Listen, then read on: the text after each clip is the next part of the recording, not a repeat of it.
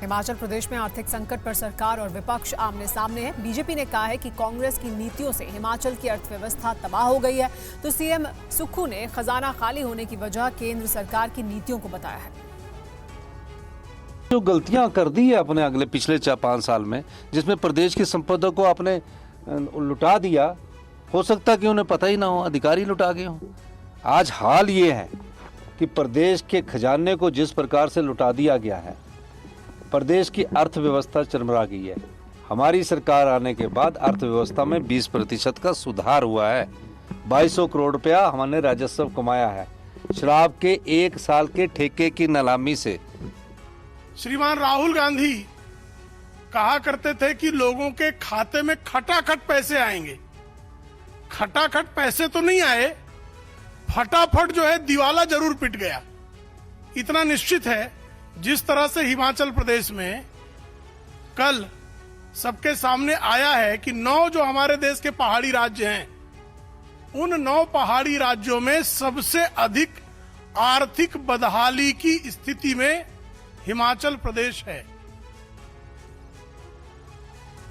इधर बीजेपी ने कर्नाटक सरकार पर भ्रष्टाचार का आरोप लगाया। बीजेपी प्रवक्ता प्रेम शुक्ला ने कहा कि मुख्यमंत्री सिद्धरामैया का पूरा परिवार आरोपों के घेरे में है। ये लूट की सरकार जो है किस तरह की हरकतें करती है, आप सबने जो है कर्नाटक में देखा ही है कि सिद्धरामैया मुदा उनका पूरा परिवार मुदा के जमीन घोटाले के मामले में आरोपों के घेरे में है। अब जो है उस पर भी उनको शांति नहीं मिली। उनके उप मुख्यमंत्री डीके शिव कुमार पहले से ही घोटालों के मामले में उनका जो है जांच से अभियोजन तक पहुंच गए हैं। अब उनके राष्ट्रीय अध्यक्ष मल्लिकार्जुन खड़गे के परिवार ने किस तरह से सिद्धार्थ विहार ट्रस्ट के नाम पर जमीन घोटाला किया है, ये सबके सामने है। हमारी मांग है कि इस मामले की सीबीआई जांच होनी चाहिए। जिस तरह से श्रीमान मल्लिकार्जुन खड़गे और कर्नाटक की सरकार में उनके मंत्री पुत्र प्रियांक खड़गे ने जिस तरह का जमीन घोटाला किया है। बात पाकिस्तान की, जो अपनी घिनौनी हरकतों से बाज नहीं आ रहा है। भारत में गड़बड़ी फैलाने और आपसी सद्भाव बिगाड़ने के लिए आईसिस की मदद से वो साजिश रच रहा है और इसका जिम्मा दिया गया है भारत के मोस्ट वांटेड आतंकी को। देखिए रिपोर्ट। पाकिस्तानी खुफिया एजेंसी आईएसआई कभी घाटी, कभी दिल्ली तो कभी उत्तर प्रदेश और बेंगलुरु को टारगेट कर बड़ी आतंकी वारदात को अंजाम देने में जुटी है। पाकिस्तान की खुफिया एजेंसी आईएसआई ने इसका जिम्मा दिया है हिंदुस्तान के मोस्ट वांटेड आतंकी फरहतुल्लाह गौरी को। हिंदुस्तान के खिलाफ आईएसआई की सबसे बड़ी साजिश, मोस्ट वांटेड आतंकी फरहतुल्लाह गौरी की बड़ी साजिश। आईएसआई के इशारे पर भारत में शुरू किया अल हिंद का रिक्रूटमेंट सेल। आईटी सेल के जरिए हिंदुस्तान में आतंक की भर्ती।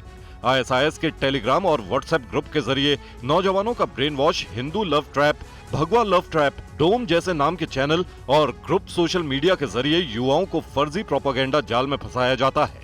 इनके हर एक ग्रुप में लगभग 1200 से 1300 लोग होते हैं, जिनके दिमाग में फेक प्रोपेगेंडा के तहत हर रोज ये डाला जाता है कि किस तरह हिंदू मुस्लिम पर अत्याचार कर रहे हैं। नफरत का यही बीज बोकर इन युवाओं को बनाया जाता है जिहादी।